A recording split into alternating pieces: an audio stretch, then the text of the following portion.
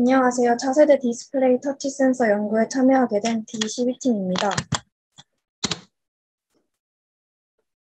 목차에 대해 설명드리겠습니다. 우선 전체적인 연구 방법과 과정에 대해 설명드리고 연구 동기 및 계획에 대해 말씀드리겠습니다. 그리고 저희가 진행한 실험에 대해 소개하는 순서로 진행하도록 하겠습니다. 첫 번째로 터치 센서 제작의 전체적인 과정입니다. 은 나노 와이어 용액을 유연하지 않은 기판에 코팅한 후 은 나노 와이어들끼리 접할 수 있도록 웰딩 단계를 거칩니다. 그리고 패턴을 입혀 은 나노 와이어의 모양을 만들고 최종적으로 이를 떼내어 유연한 기판에 옮깁니다. 연구 동기입니다. 피부에 장착할 수 있는 웨어러블 전자기기가 인체와의 손쉬운 상호작용, 장기간의 모니터링 기능으로 최근 큰 주목을 받았습니다. 그래서 저희는 인간의 피부와 같이 유연하고 신축성 있는 스트레쳐블 센서의 개발의 필요성을 느끼고 연구를 진행하게 되었습니다. 저희가 터치 센서에 대해 공부하면서 여러 매개 변수를 변화시킬 때 터치 센서의 성능이 어떻게 변화할지 궁금증을 가지게 되었고 이를 연구하게 되었습니다. 저희는 크게 4가지의 매개 변수를 두어 실험을 진행하였습니다.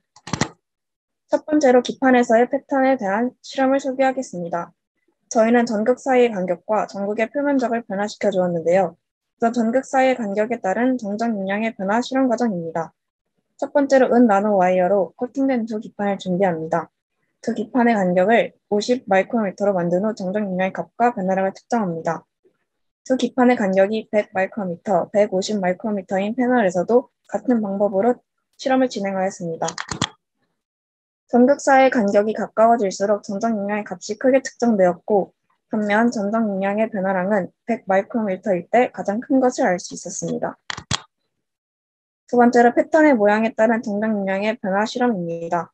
첫 번째로 2개의 기판을 준비한 후 한 기판에는 기역과 같은 패턴, 만나는 표면적인 넓도로 코팅을 해주었습니다. 그리고 나머지 기판에는 니은과 같은 패턴으로 코팅해주었습니다. 그리고 그 두 기판의 전적 용량의 값과 변화량을 측정하였습니다. 표면적이 넓은 패턴에서는 정적 용량의 값이 크게 측정되었고 정적 용량의 변화량도 표면적이 작은 패턴에서보다 크게 측정되었습니다. 실험 결과 분석입니다. 정정식 터치 센서는 측정기를 이루는 두 전극을 옆으로 펼쳐놓은 구조입니다. 측정기는 전극 사이의 간격과 반비례 하므로 전극 사이의 간격을 가깝게 하였을 때 정적 용량이 가장 크게 측정되었지만 간격이 적정거리가 아닌 경우에는 전기장이 잘 형성되지 않거나 매우 얕게 형성되어 정적 용량의 변화량이 작게 측정됨을 알게 되었습니다. 또한 전극의 표면적이 크면 전극 사이의 전기장이 더욱 잘 형성되어 전적 용량의 값과 변화량이 크게 측정되었습니다.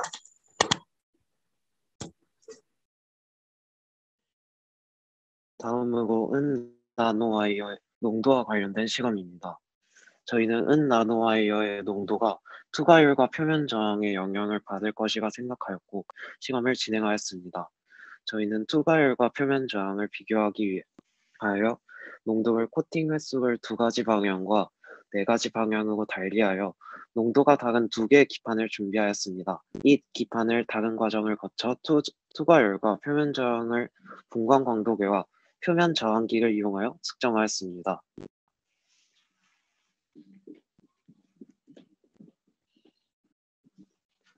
두 사진은 농도를 달리한 두 기판을 광학 현미경을 이용하여 관찰한 모습입니다. 왼쪽의 사진은 2가지 방향으로 코팅한 모습이고 오른쪽의 사진이 4가지 방향으로 코팅한 모습입니다. 4가지 방향으로 코팅을 하였을 때 은 나노와이어가 더 촘촘하게 엮인 모습을 관찰할 수 있습니다. 2가지 표는 실험을 통하여 얻어낸 표면 저항과 투과율의 측정 결과입니다. 왼쪽의 표를 먼저 보시면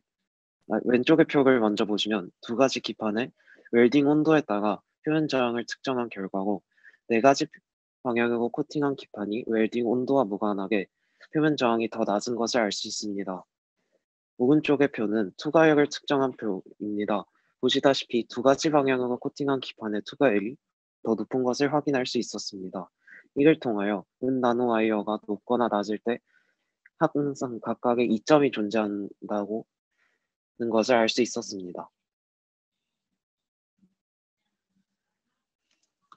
다음으로 웰딩 온도에 관련된 실험입니다. 먼저 웰딩이 무엇인지 알아야 되는데요. 웰딩은 은 나노 와이어를 둘러싸고 있는 PVP를 없애는 과정입니다. 이 PVP가 존재할 때는 은 나노 와이어 접점에서 접촉 저항이 생기기 때문에 이로 인해 전기 전도도가 감소하게 되고 터치 센서의 성능이 떨어지게 됩니다.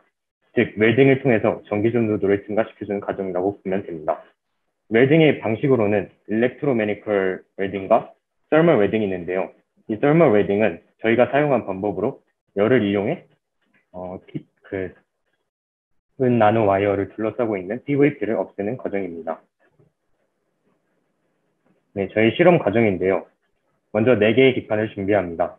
4개의 기판 모두 발 코팅 방식을 이용해서 동일한 은 나노 와이어 용액으로 상하 두 방향 코팅합니다. 준비된 4개의 기판 중 하나는 웰딩하지 않고 다른 3개는 각각 160도, 180도, 200도로 30분씩 웰딩합니다. SEM을 이용하여 은 나노 와이어 사이 접점을 확인합니다. 만들어진 4개의 기판의 표면 저항을 4번 측정해서 평균값을 구합니다. 그 후 상하 좌우 4방향을 코팅한 4개의 기판으로도 이 과정을 반복합니다. 네, 실험 결과입니다. 이 SEM 사진은 웰딩이 아예 하지 않은 사진이고요. 이거는 160도로 30분 동안 한 것의 SEM 사진, 180도로 30분 동안 한 것의 SEM 사진, 마지막으로 200도로 30분 동안 웰딩한 것의 사진입니다. 그리고 표면 저항을 측정한 것의 정리값인데요. 코팅 횟수에 상관없이 웰딩 온도가 높을수록 낮은 표면 저항을 보이게 되었습니다. 표면 저항이 작을수록 높은 전기 전도도를 보이기 때문에 일반적으로 웰딩 온도가 높을수록 좋은 터치 센서를 만들 수 있다고 말하겠지만 이 사진을 보시면 200도 웰딩한 것의 SEM 사진인데 은 나노 와이어 일부분이 끊어진 것을 관찰할 수 있습니다.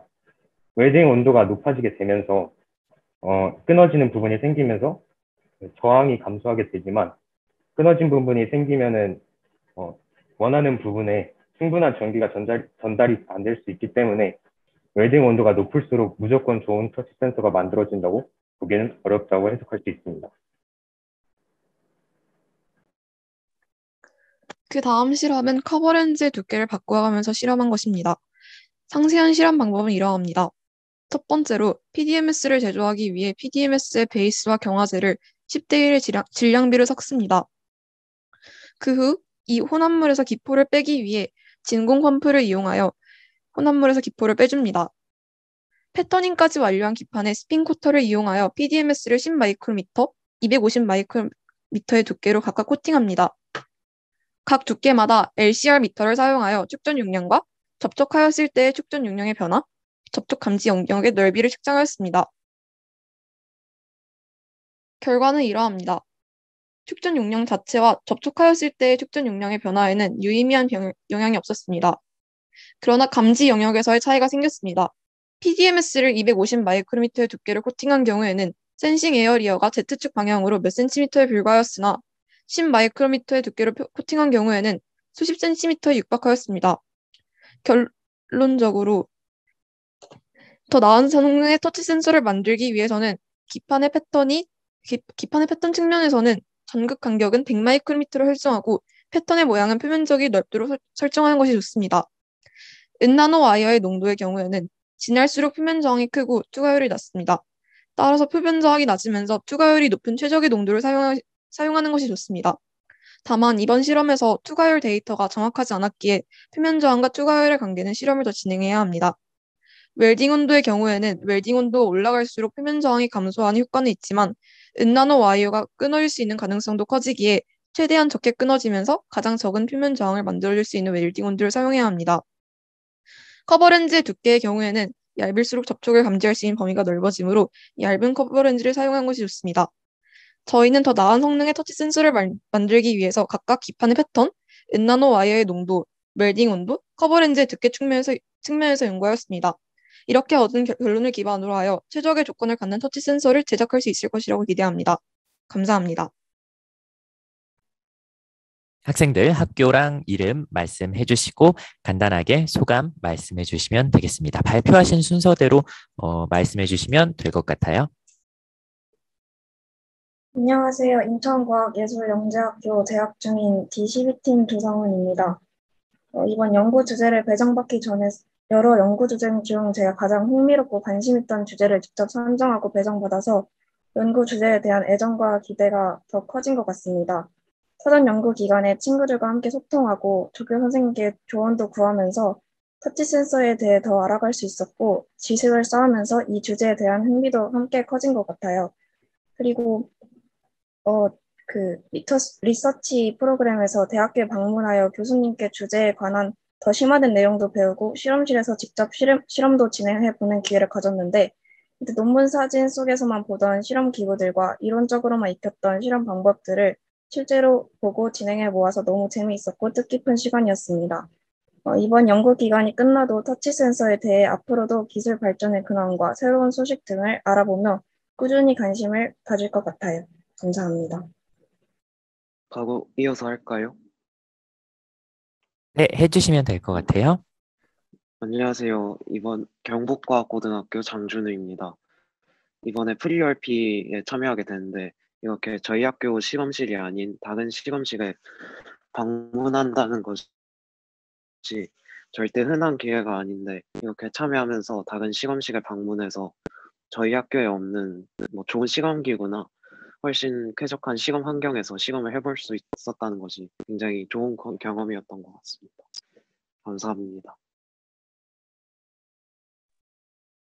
네, 인천과학예술영재학교 1학년 박예준입니다.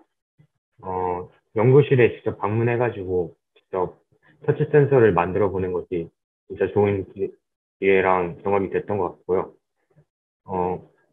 앞으로 과학자의 길을 간다면 이런 경험들이 더 좋은 발판이 돼서 더 좋은 과학자가 될 수 있을 것 같다는 생각이 들었습니다.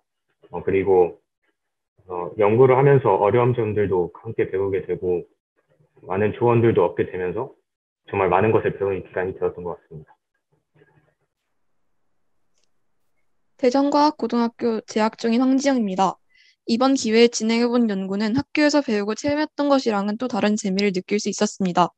직접 대학교에 방문해서 연구실에 들어가 본 것도 처음이었고 전문적인 도구들을 달아본 것도 이번이 처음이었습니다.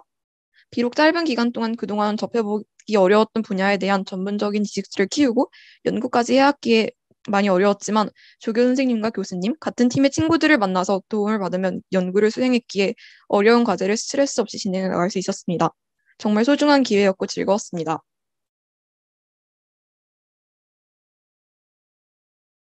네, 조교님께서도 한 안녕하세요. 말씀 부탁드립니다. 네.